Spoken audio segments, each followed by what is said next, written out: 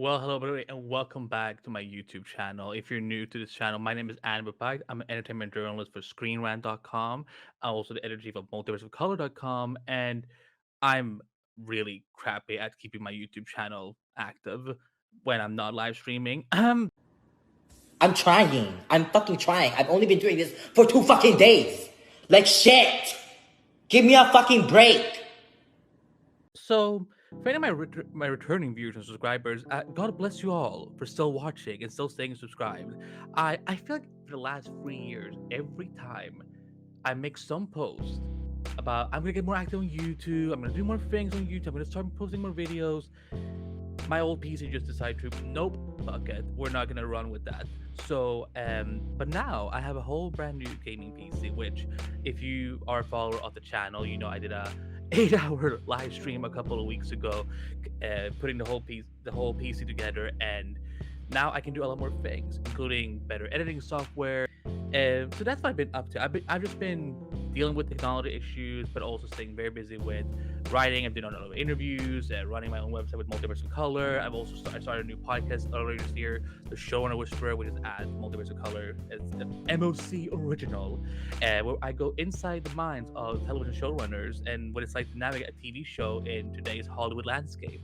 And yeah, so the only thing I've done with this YouTube channel for the last, I think, 3 years, besides uploading showrunner whisper episodes, is just live streaming. So, but I've always felt like once I get my new PC, I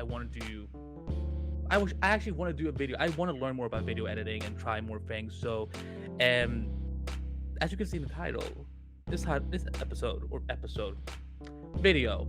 I'm not starting another podcast. I do not have the time, but this video is for all you Super and Lois fans out there, because today we are less than a week away from the final season of Super and Lois on the CW, and luckily I've been able to watch the first 3 episodes of Super and Lois season 4, which premieres Monday, October 7th at 8 Central on the CW with a 2 hour season premiere, because it's the end of an era, y'all.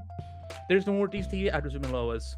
It's, next star's gonna do what they're gonna do, and I guess we are wishing them luck.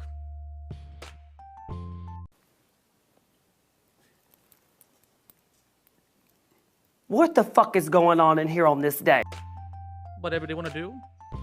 So now, I will make this clear from the get go that they will not be. This will be an advanced review, and there won't be like a full breakdown or recap, because I am under embargo. I do not want to get in trouble. But you all know that I love my Arrowverse audience so much that you will definitely get teasers. So look forward to that. We're gonna go through the first 3 episodes and kind of like some of my impressions of it, and some things that you guys should be looking out for, and what my overall take is on this final season. So once again, if you do not wish to get any tidbits about season 4, I suggest that you just stop this video. And again, thank you for watching, and check out my next one. But for all of you guys who are wanting some juiciness about Super Lois season 4, this one is for you. So we're gonna start with season 4, episode 1, the end and the beginning, which is part 1 of the 2 hour season premiere. And first of all, I want to get this out of the way from the get go. This is definitely the darkest season of Super Lois of all time. There is very little room for humor, lighthearted moments. It's a very serious final season so far. And a lot of people have been concerned about, like, how is the show gonna look with, there's only 10 episodes this season. We have a much smaller cast this year, and I can happily say, because it's funny, because when we get, when us members in the press get these screeners, we will always sometimes get notes that, hey, just FYI, they're still in rough cut, or from some production aspects, some of them may not be final takes. But honestly, guys, the effects look better than ever. Like, this looks still like the show that we fell in love with all those years ago. And listen, because as you all know, this episode does pick up right after the events of the season 3 finale, and y'all, it gets good visually, but this is what's so funny. I like that this is a network that puts out their storylines in their trailers, and then tells us when we're watching episodes, do not reveal X, Y, or Z. So it's gonna be very funny having to like talk about the thing that we all know is happening, but without having to completely say it word by word. You get again, it's gut wrenching, and I've always been curious to see like what this final season would look like for Sumo Lois, and I understand now why they also did it as a 2 hour premiere because these two episodes go hand in hand very well. But I'm gonna focus on episode one for now. One thing I wanna say out from the get go, because I know this thing is not considered a spoiler, but if you are a shipper, if you love Cloas, get ready for some really sweet flashbacks. Um, and you can kind of tell that because this is the final season, like this is kind of one of an overall take is that they are planting like glimpses of what this version of the Lane and family have been up to throughout their history. Kind of some of the key moments that I'm sure some of y'all fans have been wanting to see. So you can look forward to that absolutely. And acting wise, I mean, this is everyone is bringing it. I felt everyone who's in this episode, they have a role to play, and again, it doesn't feel like it's the light version of Super Lois. It still feels like the characters that we come to know and love. Like most of them are in this episode, and they have things to do, and it's hard to because when you have a big ensemble, it's always tricky, especially when you're dealing with network television. Because on network television, you only have maximum maybe 41 minutes. If you have 42, you're lucky. Then something really good for you in the post production stages. But with 41 minutes and a cast this big, it can be tricky to get everyone in there. But the writers did a really good job making sure that you still feel the stakes and the tension from the season finale carrying over into this premiere, and it's it's encouraging. It's also someone who has been watching so many of these DC shows for all these years. Like it can be a very jarring thing when they suddenly in the middle of a series run have to take a new approach to things. But luckily, despite what we know about the things behind the scenes and what has been going on with the show and with the CW and everything, I love that this is still the show that we came to know and love. Um, from what you all have seen in the trailers, it is extremely dark what they're gonna do in this episode, and I think that again, it's so funny that I can't say it per se, but I think all of y'all can kind of figure out where this season is going. You feel it, and an MVP I want to give a shout out to. I mean, all the entire cast is crushing in this episode. But what I will say is that if you fell in love with Michael Cutlass as Lex Luthor in the first season of Superman Lois, you, y'all not seen anything yet. Like this Lex, I was shaking the first time I watched these. I'm like, damn. Like I knew he could get angry and I knew he could pull some serious shit, but I would say this is a good tease. Go back to those final two episodes of season three and listen for something very carefully because Lex is a man of his word, and that's all I'm gonna say. Also, I will say this for all you passionate DC Comics fans out there: keep your ears open. There is something that gets mentioned that again I have to be very careful where I go with this, or how much can even speak about this. But if they are actually doing this, and if they're actually planting a seed, I think we have some good stuff to look forward to later season. I have a theory, but I need more. But with that said, moving from part one of the 2 hour season premiere, moving on to season four, episode two, A World Without. And y'all are gonna need tissues on Monday. Like it's listen. I think it's brilliant that they're airing this back to back on Monday night. But if you walk away being not emotionally drained after these 2 hours, then I don't then something you need to check yourself. Talk to someone because like I was like pouring in sweat. I was feeling it, and I was also like so stressed. And I'm like these shows usually don't get me this worked up, and there's a lot of good things that starts happening. Again, one of the big teas I can give is that there is some of the darkest imagery that you'll ever see in a Superman property. I'm not gonna compare, one Superman to another Superman, because Superman is great in all live action medium and animation. But when we're looking at this, there is some things here that they do that I'm like, they can do this on network television, like, because I'm still expecting the Monday night comes, the episode aired, and I'm like, oh look, they cut it, but I don't think they will. So there's some very dark imagery that I think most of us probably never expected to see in a Superman show in general, to be honest. Again, to go back a little bit to Lex, you understand that if you live in this universe and if you piss him off, he comes for everyone. And I mean everyone, because this man, he got no shame. I'm tired of y'all bitches in this house. Y'all gonna make me lose my mind. Where's the box? Where's the box? Get the fuck out. Give it to me, I'm I didn't get no sleep cause of y'all. Y'all not gonna get no sleep cause of me. I didn't get no sleep cause of y'all. Y'all not gonna get no sleep cause of me. Give it to me, I'm I didn't get no sleep cause of y'all. Y'all not gonna get no sleep cause of me. I didn't get no sleep cause of y'all. Y'all not gonna get no sleep cause of me. Wake up. And again, he's a supervillain. Like, why would he have shame? But this is a very good portrayal of Lex Luthor.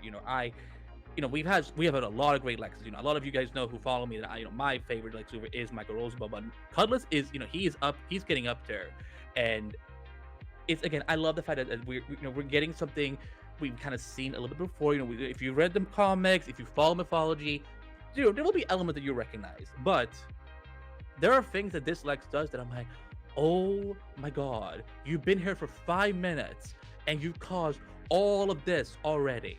So yeah, look forward to that. There's again, talking about the emotional aspect of the second part of the premiere is,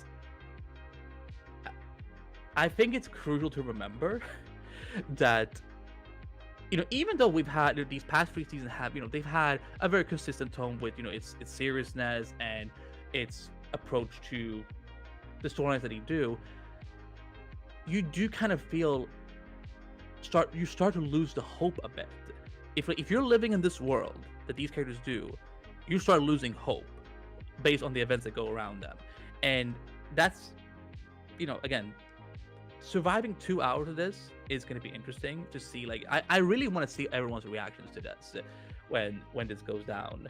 And again, we get a broader spectrum of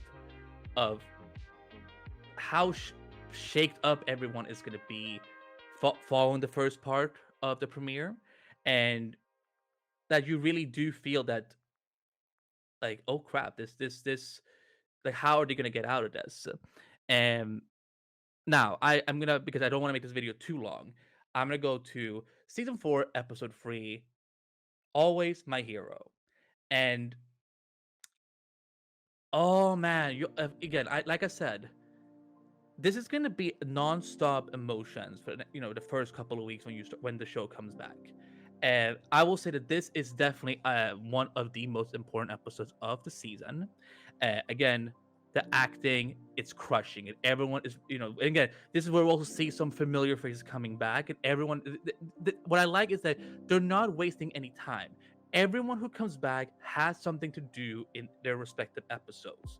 They're not just there to just react and then just go away. Like, they serve a purpose, and I appreciate it, because again, if you only have some of those actors for a handful amount of episodes, and for however long you can use them in scenes, they're put them to good use.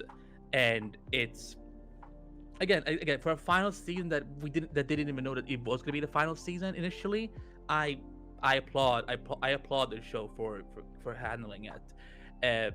Now this is going to be one of the biggest seasons I can give.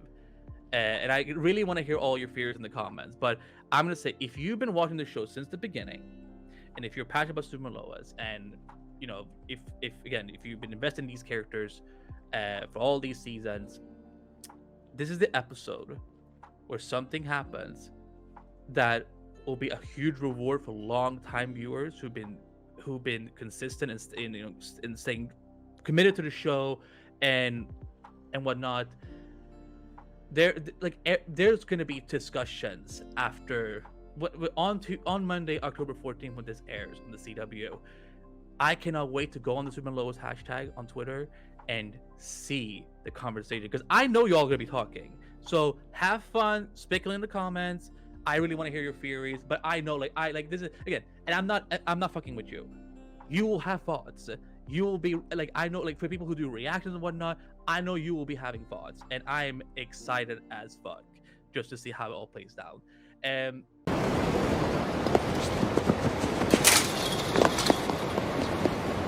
Again, we also start to now see. This is a very tricky way to explain it, but we've always seen drama in the show. Between heroes and villains, between supporting characters and whatnot. I will give you a good tease that there are some really, really gut-wrenching, but also you will clutch your pearls a bit of type of drama that goes down in this. I don't understand. Again, it is amazing how one character is able to cause so much mayhem after only being here for 10 minutes, and yeah, you will see. Again, because it does play up with something that is from one of the first 2 episodes. I will let you figure out which one. One of the reasons why this episode is very important is it's gonna set up the rest of the season in a lot of crucial ways. What happens? I can't say. I was definitely surprised that this is the episode they're doing it. This is one of those episodes where I would recommend, if you can watch it live, please watch it live. If you can watch it live, that's perfectly fine. Just don't be on Twitter that night. Because the thing is, we know Twitter. There is no filter. People will spell out the secrets the moment they see it. And this is one of those episodes where everything that happens, I want you to be able to see it for yourself, not have to worry about accidentally seeing a screen cap on Twitter of said scene. This is one of those things where if you can't see it live that night, perfectly fine. Just don't be on Twitter until you've seen the episode, if you're a passionate Super Lois fan. Talented, brilliant, incredible, amazing, show-stopping, spectacular, never the same, totally unique, completely not ever been done before, unafraid to reference or not reference, put it in a blender, shit on it, vomit on it, eat it, give birth to it. With that said, overall, this is a very good start to the final season. Again, as someone who understands that this cannot have been easy to pull off, of having only 10 episodes, having to do certain changes behind the scenes, also with a network that is we don't even know what they're doing with themselves anymore. So I'm not even going to try to describe it. Would I rather be feared or loved? Easy, both. I want people to be afraid of how much they love me. But despite all of that, if you love television, but especially superhero television, this is a very, very good start to the final season. And I'm hoping that the quality keeps up for the rest of the season. Again, we have seven episodes remaining after these 3, and we will see what comes out of them. So I hope that was enough. But again, I want you to get at least a little bit teased. That way you will be remember that on October 7th at 8 7 on the CW is when the final season of the final DC show on the CW begins. So there you go. I have no idea when my next video is going to come, what it's going to be about, if there even will be another video this year. But I'm aiming to try and do more. I'm going to try to do more shorts, do more live streams, and try to spice things up. But again, if you're still subscribed to this channel, I appreciate you so much. I'd like to thank the Academy, the Queens, the Kings, the camera, and all of you. Bye, sweets. She's out. And if you're new to this channel and you like the video, Bless you. Appreciate you. But how about you hit that like button and hit the subscribe button and the notification bell so you know whenever I go live for my game streams, because that is what I do more regularly. But also when I finally, apply myself and actually put together a video that gets published on this channel. So hit those buttons so you can keep up with it. You can find all of my work in the video descriptions below and at end of the credits. And I hope everyone enjoys and has a great time with this final season of Super Loa, despite, again, I cannot stress it enough to you guys. It is dark as fuck. And again, there are things in these first 3 episodes where I'm like, how are we doing this on network television? Like, it's like CW decided to wake up one day and say, you know what, I'm choosing violence, but I'm choosing FX violence or HBO violence or whatever.